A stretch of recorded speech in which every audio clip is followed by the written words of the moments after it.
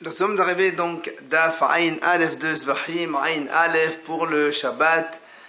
On sera donc le 10 Tammuz, Shabbat 10 Tammuz.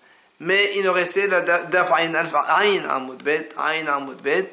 On n'avait pas encore fini le père précédent. On est à donc Métiv Rav Natan, les 10 dernières lignes donc de la Gemara du père précédent. Métiv Rav Natan Avou de Ravona. Donc Rav Natan il va objecter. On avait vu, selon Rabbi Meir, quand il a dit que le Helev, que si on a fait Mliqa d'une volaille, et c'est vrai qu'elle est taref, alors Rabbi Meir il dit, eh bien, elle n'est pas Metama, donc elle est Tahora. Alors on a dit, Rabbi Hana a dit, Rabbi Meir dit, quand est-ce que c'est Tahor, le Helev? Seulement lorsque les volailles, elles étaient donc tmimin, c'est-à-dire intègres donc physiquement. Mais s'il y avait un défaut, alors non. C'est-à-dire, s'ils étaient taref, et on a fait la mliqa, vu qu'ils avaient un défaut, alors ils sont métamés. Bien Rabbi Lazar a dit non, même pas les moumines aussi. Et l'Agma a dit, selon Rabbi Lazar, même s'il a pris des canards ou des poules, que normalement ils ne se font pas du tout sur le mesbeh, il a fait la mliqa, selon Rabbi Meir, eh bien, ce n'est pas impur, c'est tahor. Alors, eh bien, Rabbi Meir il a posé la question, quand on a alors, à la place de, quand on parle de Egla Aroufa, à la place de fendre une génisse, on a fondu une chèvre, est-ce que c'est valable ou pas? On a répondu que Rav Dimi il a dit, si tu poses cette question, ça veut dire que tu supposes que la règle Aroufa, elle est Torah. Alors il dit oui, bien sûr, puisqu'il y a marqué Kapala là-bas, Chapel Amra Israël, alors elle est Torah. Dans ces cas-là, Rav Natan il objecte, il dit, pourtant nous on a vu dans le passouk qui interdit le Helev de Nevela Helev Terefa. Le passouk il dit, Ve'achol lo tochaluhu Behelev Nevela. C'est-à-dire on parle d'un Helev qu'on n'a pas le droit de manger.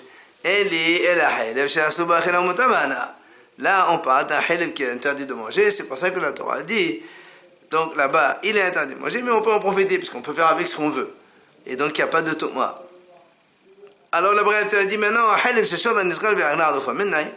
est-ce que le Helev qui provient d'un taureau niskal, quand il a tué un homme, il faut lapider le taureau, et donc nous on a dit que le taureau il est interdit de profiter aussi. Comme on va aussi la génisse fondue, elle est aussi interdite de profiter. Alors d'où on sait, donc que le Helev il est tahor, kol Helev, il y a marqué kol Helev, Haramim disent toutes les graisses interdites, et donc même si ils proviennent de Shoran Niskal, il est tahor. Alors vient le Mahadi, si tu me dis maintenant que pour toi, elle-même, l'animal, la génisse, elle est tahora, est-ce que tu as besoin de me dire que le Helev est tahor? C'est pas d'accord, pourquoi tu as besoin de cet enseignement? Si elle est tahora, le Helev aussi elle est tahor.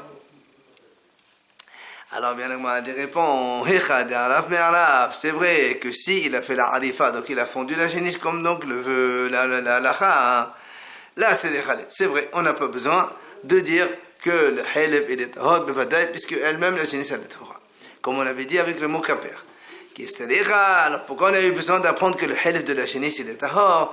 C'est quand, au lieu de la fendre, il a fait la shhita. Comme ce n'est pas donc convenable, alors quand on a fait la shhita de la génisse, bien sûr, elle est considérée, donc elle transmet l'impureté parce qu'on n'a pas fait la lacha. On n'a pas fait la harifa. Et c'est pour ça qu'on a besoin de dire que le Helev est tahor. Alors le Mahadi Viteni le shhita le tahara medin vela. Il dit pourquoi on ne dirait pas que la shhita, le fait d'avoir fait la shhita, alors donc ça va enlever le statut de nivela de cette génisse, et donc elle est tahora. Pourquoi tu dis qu'elle est mera? Alors on m'a dit c'est vrai, tu as raison. Là c'est on parle ici qu'en fait la génisse elle est morte, donc on n'a pas fait du tout la shhita. Et comme elle est mea, parce qu'elle est nevela, vient la Torah elle dit mais le Helev lui il est tahor.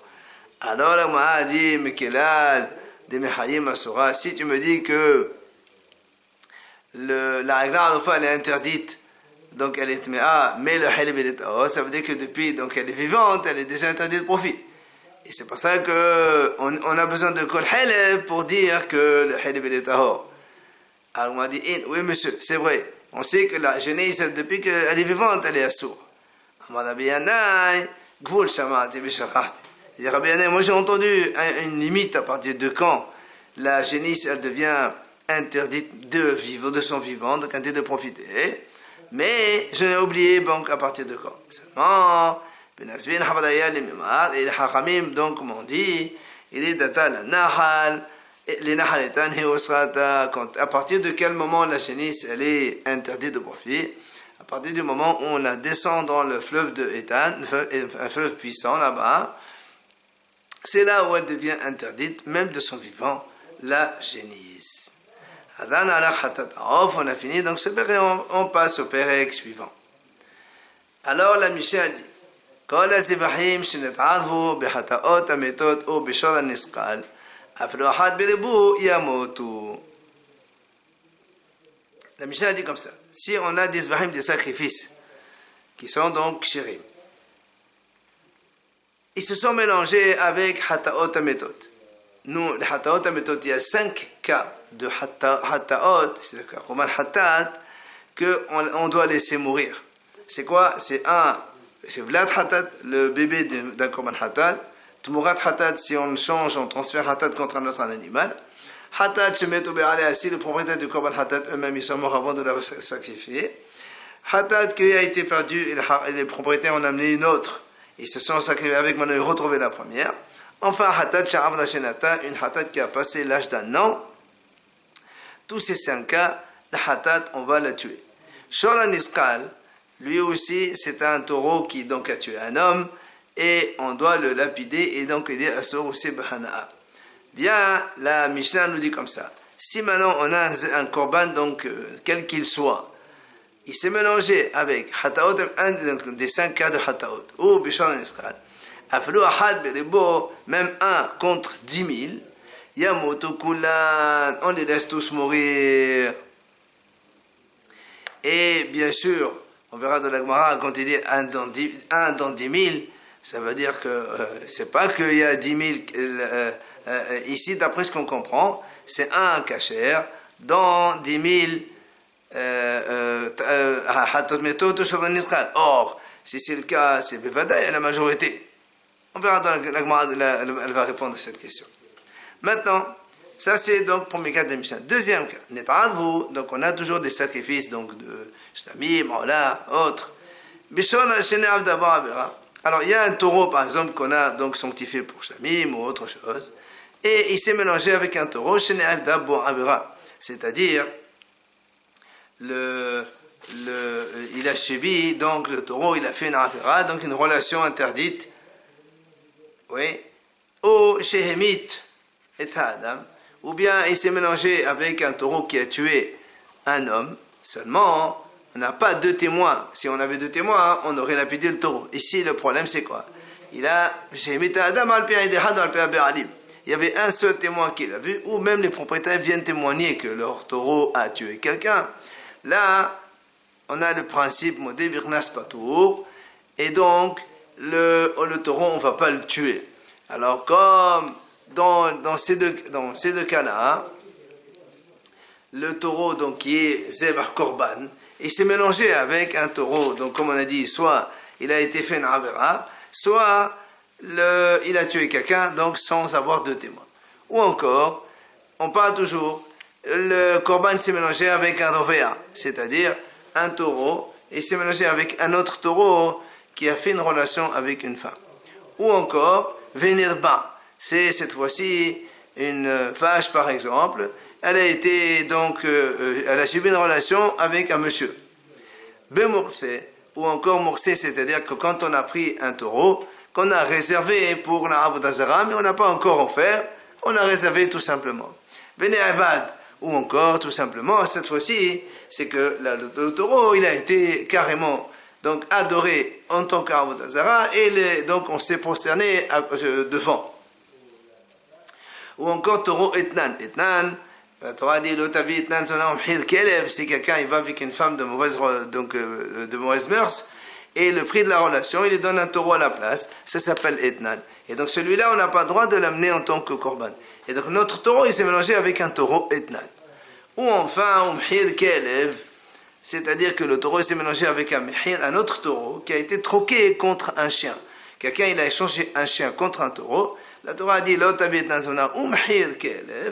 même le troc, donc, par rapport à un chien, on ne peut pas l'amener donc en korban au Beth Amidash. Ou encore, Bikil Aïm, si le taureau, il s'est mélangé avec un animal, donc, qui est Kil Aïm, par exemple, un animal qui provient d'un croisement entre un mouton et une chèvre, par exemple. Et là aussi, c'est pas valable pour le Beth Amidash parce que la Torah a dit Shot ochesev o'ez ki yivaled. Hachamim dit Shot ochesev prat kil ayim. Donc on exclut kil ayim. Après, tréfa. Là aussi, si un animal il est tarif, on le sait à l'avance, on ne peut pas l'amener au Beth Amidash. Et si donc un taureau se mélange avec un taureau tréfa, enfin, dernier cas, beyotse dofen, si on a un animal qui est né par césarienne, puisque la Torah dit aussi qu'il valait, Hachamim exclut Yotzedof, donc il n'est pas né naturellement. Alors, c'est pour ça que, si on a tous ces cas-là, donc n'importe quel béhéma de ce genre qu'on a cité, qu'ils sont tous pas sous de Korban, et ils se sont mélangés avec d'autres béhémotes. Alors la Mishnah dit, qu'est-ce qu'on fait? Puisqu'il n'y a pas interdiction de profit. Tous ces animaux-là, ils sont interdits pour le Mizbeach, mais ils ne sont pas interdits à la consommation de l'homme. Mais d'un autre côté, l'homme ne peut pas les manger. On craint qu'il y a là-bas le taureau qui est Kadosh, qui est donc Zebach de Beth Amidash. Alors qu'est-ce qu'on fait comme on ne sait pas quoi faire avec? Alors la Mishnah dit, on les laisse tous paître jusqu'à ce qu'ils aient tous donc un défaut. Et quand ils aient un défaut, on va les vendre. Par exemple, si on a un korban shlamim, il s'est mélangé donc avec maintenant 10 autres animaux donc de ce type-là. Alors qu'est-ce qu'on fait? On va vendre chaque animal. D'abord, on attend qu'ils aient tous un défaut et on va les vendre tous. Et le plus cher qu'on a eu, donc on a vendu le plus cher, celui-là on le prend. Enfin, l'argent on prend de cela et on achète notre korban qu'on avait donc initialement prévu. Alors, troisième idée de la Mishnah maintenant, si on a tout simplement un korban, un taureau ou un agneau ou autre, qui est donc destiné au Beth Amidash, il s'est mélangé avec un animal qui n'est pas kadosh, un animal naturel, normal. Alors, qu'est-ce qu'on met dans ce cas-là? Là aussi, on ne peut pas les manger parce que le kadosh va. Et le holin ne peut pas l'amener au Beth Amidash, puisqu'il n'est pas kadosh, on ne l'a pas sanctifié. Alors, qu'est-ce qu'on fait? On va donc, comme par exemple, si c'est un korban shlamim, il y a 10 d'autres animaux pareils, mais on ne sait pas quoi faire. Donc on va vendre tous les 10 korban, les animaux, à des gens qui en ont besoin pour des shlamim. Après, chacun il apporte, parce qu'il y a de toute façon, il y a un shlamim avec 10, non, on ne sait pas quoi faire. Ça fera 11 shlamim, mais c'est tout celui qui a besoin d'un korban shlamim, on lui vend cet agneau, et donc il amène shlamim. Maintenant, Kadashim be Kadashim. Si maintenant les deux animaux, donc un animal Kadosh, il s'est mélangé à d'autres animaux Kadosh. Là, tous donc ils sont destinés au Mizbeach. Alors si c'est Min Bimino, si c'est par exemple Korban Ola, il s'est mélangé avec d'autres Korban Ola, là il n'y a pas de problème.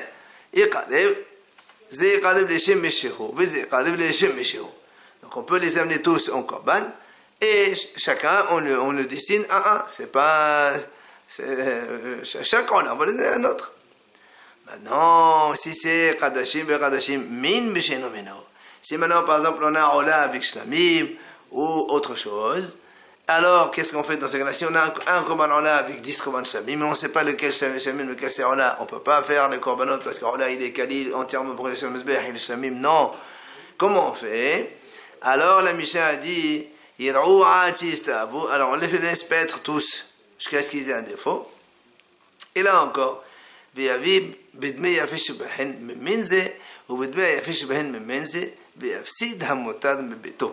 qu'est-ce qu'on fait? On les laisse donc se paître tout jusqu'à ce qu'ils aient tous un défaut.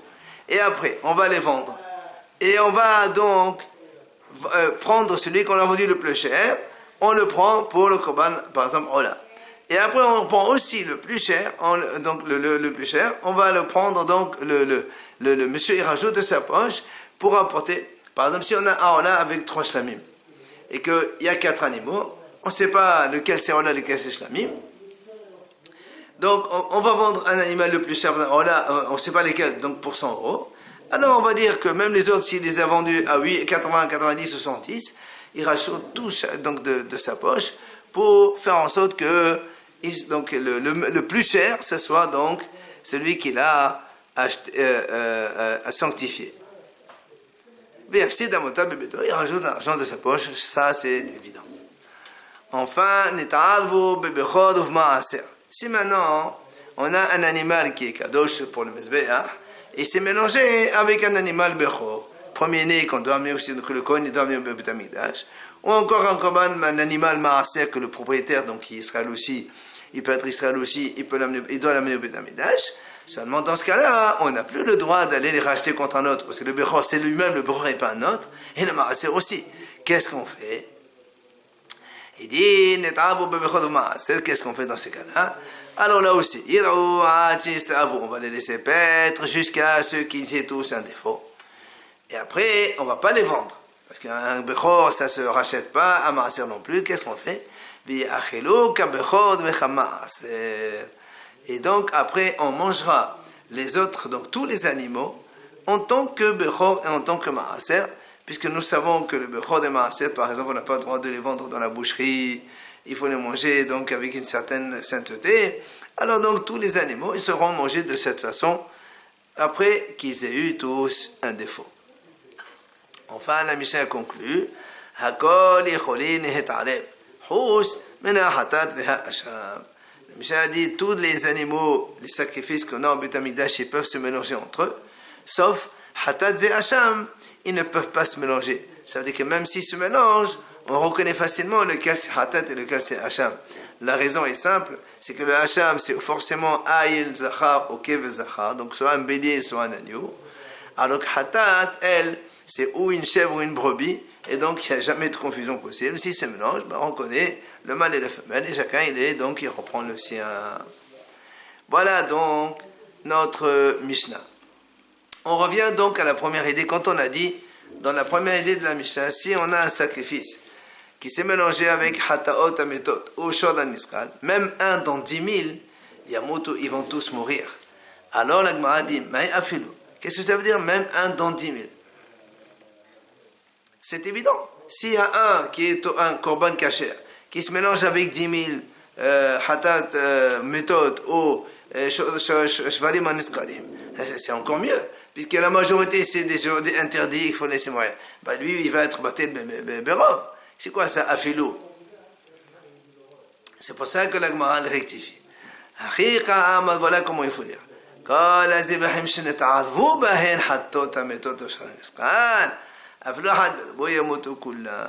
Il dit comme ça, il faut dire. Si on a des corbanotes qui sont nombreux, même s'ils sont 10 000, et dans tout ce nombre-là, il y a un hatat qui doit mourir, ou un shodan niskal qui donc lui aussi doit être lapidé, il se mélange dedans, eh bien, on doit tous les laisser mourir, bien que la majorité, c'est des kshérim. Alors, vient la Gemara, elle pose une question, qu'est-ce que tu viens de nous enseigner? Tanina hadazimna, tout ça, on l'a déjà étudié. C'est marqué dans la Mishnah de Tmura, il y a une Mishnah qui dit Kol ha'asurin legabe mezbeach oslin bechol shehen harovea vehanaba, etc. La Mishnah dit là-bas, tous ceux qui sont interdits par rapport au mezbeach, c'est-à-dire s'il y a des animaux qu'on ne peut pas amener au mezbeach parce que, donc, par exemple, comme ici, le shodan niskal, le hatat méthode qu'on ne peut pas amener au mezbeach, ou donc les autres aussi, rovea nirba, tout ça, hein? La Mishnah dit là-bas Osen bechol shehen, c'est-à-dire que même s'il y en a un qui se mélange dans plusieurs, il est aussi assaut. On ne peut pas l'amener au mezbeach. Alors qu'est-ce qui vient, la Mishnah nous enseigne ici? Amar Ravashi. Et bien Ravashi dit Amrita lishmate rammeh de Rav Shimi. J'ai dit tout cela devant Rav Shimi. Effectivement, et Rav Shimi m'a donné la réponse. Il m'a dit on a besoin de te le dire ici aussi. Pourquoi? Parce que si on s'en tient seulement à la Mishnah de Tmura là-bas, là-bas c'est marqué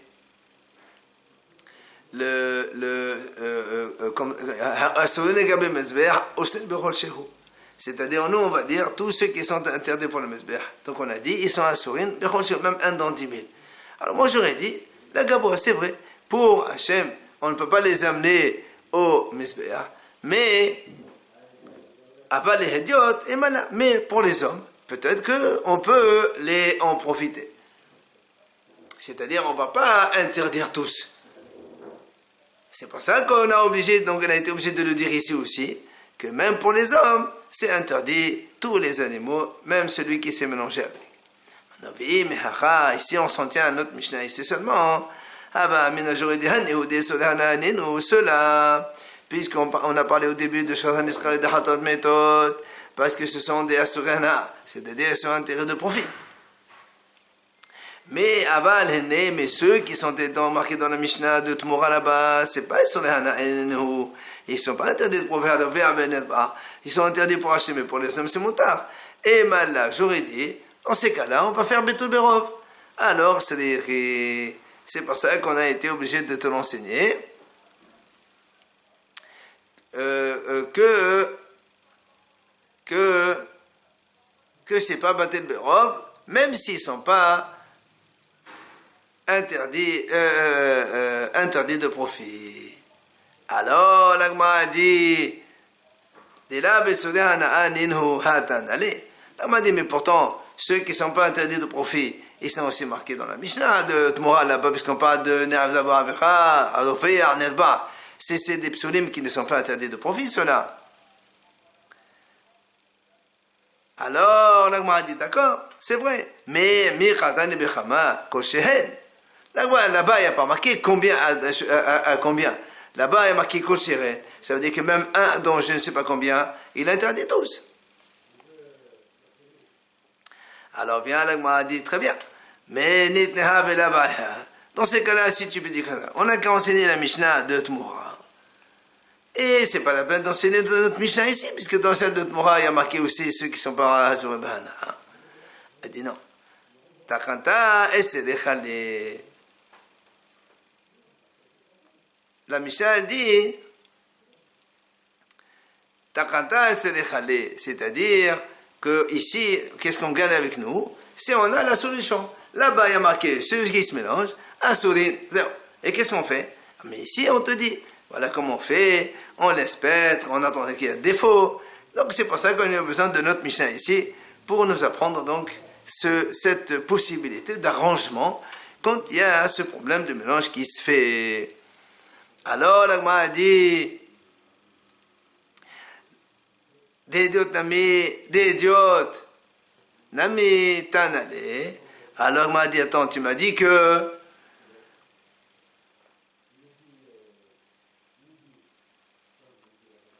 ici dans notre Mishnah on a parlé de donc dans la Mishnah on a parlé ici donc de ceux qui sont interdits aussi de profiter pour les hommes, notamment Hataot Metot et Shalonis Kal. Alors là aussi elle dit mais pourquoi tu répètes ici?